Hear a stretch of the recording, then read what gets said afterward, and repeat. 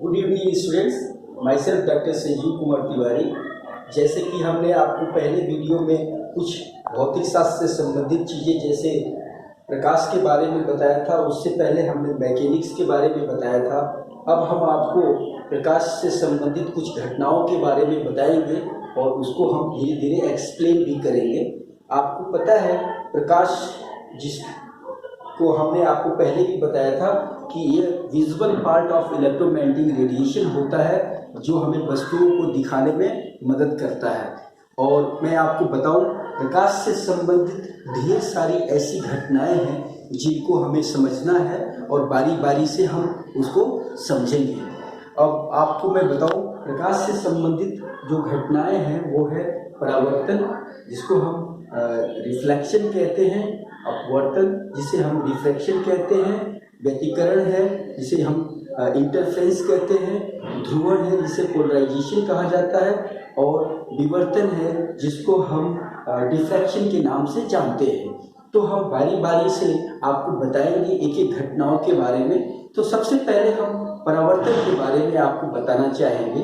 परावर्तन प्रकाश की एक ऐसी घटना है जो जब कोई प्रकाश की किरण किसी चिकने पृष्ठ पे पड़ती है जिसका एक सिरा पॉलिश्ड होता है और दूसरा सिरा अनपॉलिश्ड होता है, उस पर जब प्रकाश की किरण आती है तो वो पड़ने के बाद उसी दिशा में रिफ्लेक्ट हो जाती है। प्रकाश के इस घटना को हम परावर्तन के नाम से जानते हैं। परावर्तन से संबंधित दो नियम हैं।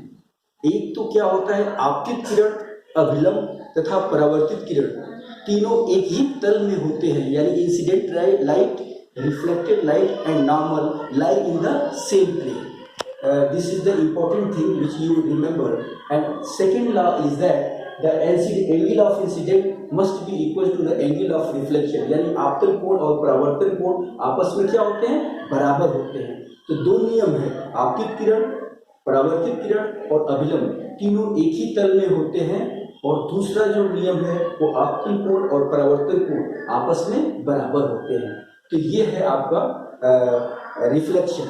अगर आप प्लेन मिरर की बात करें तो जब हम प्लेन मिरर को रोटेट करते हैं तो अगर थीटा डिग्री रोटेट करते हैं तो एंगल टू मिरर क्या होता है, अगर मिरर को थीटा डिग्री हम रोटेट करेंगे तो इमेज क्या होगा, 2 थीटा डिग्री रोटेट हो जाता है।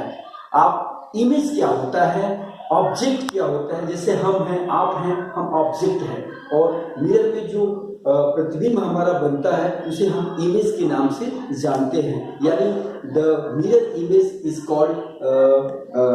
Image of any object is called images, right. तो किसी भी वस्तु का जो मिरर इमेज होता है वही उसका प्रतिबिंब कहलाता है। तो इसे हम रिफ्लेक्शन कहते हैं। अब हम आपको रिफ्रैक्शन के बारे में बताएंगे। जब लाइट किसी ट्रांसपेरेंट सरफेस से टकराती है तो वो नॉर्मल से दूर हट जाती है या नॉर्मल की तरफ आ जाती है। यानी जब रेयर मीडियम की बात करें, दो तरह के मीडियम होते हैं बेसिकली। एक तो रेयर मीडियम होते हैं और दूसरा जो होता है वो क्या होता है, डेंसर मीडियम होता है। डेंसर मीडियम किसको कहते हैं, जिसके वो मीडियम जिसके मॉलिक्यूल बहुत पास होते हैं। जैसे कांच का एक हम स्लैब लेते हैं, कांच का एक गुटका लेते हैं, वो डेंसर मीडियम कहलाता है। और अगर रेयर मीडियम की बात करें तो एयर क्या है, रेयर मीडियम है। तो रेयर मीडियम में स्पीड ऑफ लाइट ज़्यादा होती है और डेंसर मीडियम में स्पीड ऑफ लाइट कम होती है। तो ये इस बात से हम थोड़ा सा आगे बढ़ते हैं। तो जब हम किसी प्रकाश को कोई प्रकाश सोर्स से हम लाइट लेते हैं, उस लाइट को हम ट्रांसपेरेंट फिल्म पे डालते हैं तो लाइट क्या होती है, नॉर्मल की तरफ बेंड हो जाती है, क्योंकि एयर से लाइट आ रही है। और जब एयर से लाइट आती है डेंसर मीडियम यानी कांच के गुटके में पड़ती है तो वो नॉर्मल की तरफ शिफ्ट हो जाती है और उसके बाद फिर पुनः लाइट जो है नॉर्मल से दूर हट जाती है, अर्थात पुनः उस पर्टिकुलर गुटके से जब बाहर आती है तो वो नॉर्मल से दूर हट जाती है, क्योंकि मीडियम रेयर हो जाता है। एयर, ग्लास एंड एयर, तो अगेन एयर। तो अब आप ये लगा लीजिए कि लाइट आई कहाँ से आ रही है, डेंसर रेयर मीडियम से आ रही है, अर्थात एयर से आ रही है। कहाँ पड़ रही है, ये पड़ रही है डेंसर मीडियम में, अर्थात कांच की स्लैब में। तो इस जब अंदर जाएगी लाइट तो वो नॉर्मल की तरफ बेंड हो जाती है और फिर पुनः कांच के स्लैब से जब लाइट बाहर निकलती है तो वो क्या होती है, नॉर्मल से दूर हट जाती है। तो ये पूरा प्रोसेस जो होता है इसको हम रिफ्रैक्शन के नाम से जानते हैं, राइट। अब आपको बता दें, जो लाइट आ रही है उसको क्या बोलते हैं, इंसिडेंट लाइट बोलते हैं। जो गुटके के अंदर इंटर कर रही है उसे क्या कहते हैं, रिफ्लेक्टेड लाइट कहते हैं। और जो बाहर निकल रही है वो क्या कहलाती है, ट्रांसमिटेड लाइट कहलाती है। तो तीन तरह से, आपतित किरण, अपवर्तित किरण और लास्ट में क्या मिली आपको, निर्गत किरण, यानी incident light, reflected light and transmitted light. तो हो क्या रहा है कि लाइट अपने पाथ को छोड़ रही है। जो लाइट का ओरिजिनल पाथ है वो क्या हो रहा है, बदल रहा है। तो लाइट का जो ओरिजिनल पाथ है ये बदलना मीडियम चेंज होने से ही रिफ्लेक्शन कहलाता है। Is that clear? The change of the path of the light in change of the medium is known as reflection. जैसे परावर्तन में आपने दो नियम पढ़े थे, ठीक वैसे ही अपवर्तन के भी दो नियम होते हैं। क्या दो नियम है ये आपको मैं बताना चाहूंगा। पहला नियम होता है आपतित किरण, अपवर्तित किरण और अविलंब तीनों एक ही तल में होते हैं और आपतन कोण की ज्या और अपवर्तन कोण की ज्या में एक निश्चित अनुपात होता है। उस अनुपात को हम उस पदार्थ का अपवर्तनांक से प्रदर्शित करते हैं, उसको हम बोलते हैं रिफ्रैक्टिव इंडेक्स, जिसको हिंदी में अपवर्तनांक कहा जाता है। ये दो नियम अपवर्तन से संबंधित हैं। ये तो हो गया आपका अपवर्तन। अब आपके सामने एक प्रकाश की बहुत महत्वपूर्ण घटना सामने आती है जिसको हम क्या कहते हैं, विवर्तन। और विवर्तन को इंग्लिश में इंटरफेरेंस कहा जाता है। इंटरफेरेंस समझने से पहले मैं आपको बताना चाहूँगा कि इंटरफेरेंस की घटना घटित होने के लिए या इंटरफेरेंस होने के लिए कुछ शर्तें होती हैं और उन शर्तों को जानना बहुत ही आवश्यक होता है। पहली शर्त ये होती है कि वेव फ्रंट किसे कहते हैं, वेव फ्रंट को जानेंगे, कोहेरेंसी को जानेंगे, और जब कोहेरेंसी जानेंगे वेव फ्रंट जानेंगे, और तीसरा जो महत्वपूर्ण बिंदु है वो है अध्यारोपण, प्रिंसिपल ऑफ सुपरपोजिशन। इन सारी चीज़ों को जब आप समझेंगे तो आपको जो है इंटरफेरेंस की घटना अच्छी तरह से समझ में आएगी। तो क्या है बच्चों, इंटरफेरेंस क्या होता है, प्रकाश से संबंधित एक घटना है। इस घटना को समझने के लिए हमें इन तीनों चारों चीजों को जानना जरूरी है। पहली चीज क्या है, वेव फ्रंट, दूसरी चीज क्या है, कोहेरेंसी, और तीसरी चीज क्या है, तीसरी चीज आपको मैं बताऊंगा principle of superposition. Principle of superposition भी महत्वपूर्ण है क्योंकि इंटरफेरेंस की घटना होने के लिए प्रिंसिपल ऑफ सुपरपोजिशन का होना अति आवश्यक है। तो पहले आपको मैं बताऊं वेव फ्रंट क्या होते हैं। वेव फ्रंट एक सरफेस होता है, उस सरफेस के सभी पार्टिकल कंपन की समान कला में होते हैं, उसे हम क्या कहते हैं, वेव फ्रंट। यानी wave front is nothing, it is a surface and all the particle is oscillating in same phases, right. कंपन की समान कला में होते हैं। वेव फ्रंट अपने सरफेस के हिसाब से तीन तरीके का होता है। एक प्लेन वेव फ्रंट होता है, दूसरा स्फेरिकल वेव फ्रंट होता है और तीसरा सिलेंड्रिकल वेव फ्रंट होता है। तीन तरह के वेव फ्रंट प्राय यूज में लिए जाते हैं। तो ये है this little bit about wave front. तो wave front is nothing, it is a surface in which all the particle is oscillating in the same phases, right. अब आप बात आती है कोहेरेंसी की।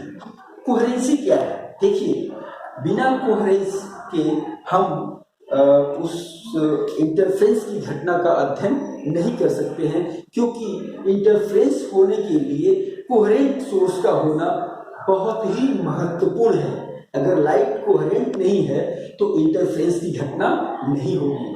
तो कोहेरेंसी के लिए क्या आवश्यक शर्तें हैं, कोहेरेंसी के लिए चार आवश्यक शर्तें होती हैं। Light signals become coherent if there frequency, amplitude and wavelength are same, as well as the phase difference of two waves must be constant. These all four conditions of a light become a coherent. यानी कहने का अभिप्राय ये है कि ये चारों शर्तें प्रकाश के अंदर, किसी तरंग के अंदर मौजूद होती है तो उसके अंदर कोहेरेंसी की घटना होती है या कोहेरेंट लाइट कहलाती है। प्रायः बच्चों के दिमाग में एक प्रश्न आता है कि क्या हम डिफरेंट सोर्सेस से कोहेरेंसी अचीव कर सकते हैं? No, we can't do the make the coherent light by using different sources. ये संभव नहीं है। अलग अलग सोर्सेज होंगे तो अलग अलग सोर्सों से हम कोहेरेंसी अचीव नहीं कर सकते हैं, क्योंकि अलग अलग सोर्स की अलग अलग प्रॉपर्टी होती हैं, और अलग अलग प्रॉपर्टी होंगी तो उनकी फ्रीक्वेंसीज एंड वेवलेंथ्स और भी रिलेटेड पैरामीटर्स क्या हो जाएंगे? चेंज हो जाएंगे।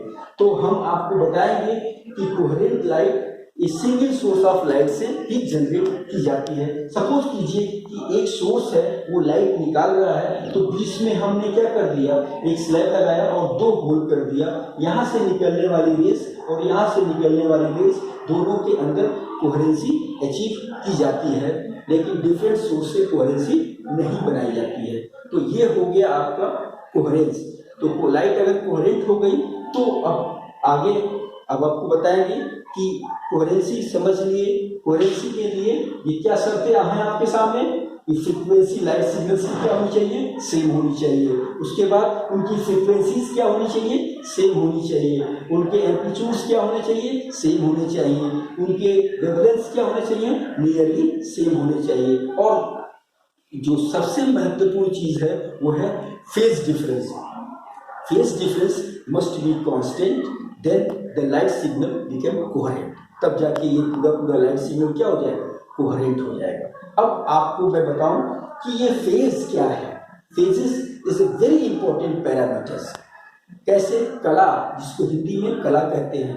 कला क्या होता है? किस तरह की इंफॉर्मेशन देता है हमें? जब लाइट, आपको पता है, वेव के रूप में चलती है, तो वेव के रूप में चलती है तो जो लाइट पार्टिकल्स होते हैं उनकी पोजीशन और डायरेक्शन ऑफ वेव, दोनों इंफॉर्मेशन हम किससे कलेक्ट करते हैं? कला से, यानी कि फेजेस। तो phases is the important parameters which give the exact position of particle in the wave as well as direction of motion of wave. These two important information collected from the phases.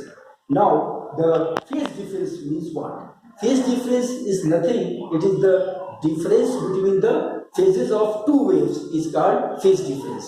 So phase difference can be represented by delta phi, and delta phi is connected with the path difference by using the standard formula delta phi equals to 2 pi by lambda into delta x.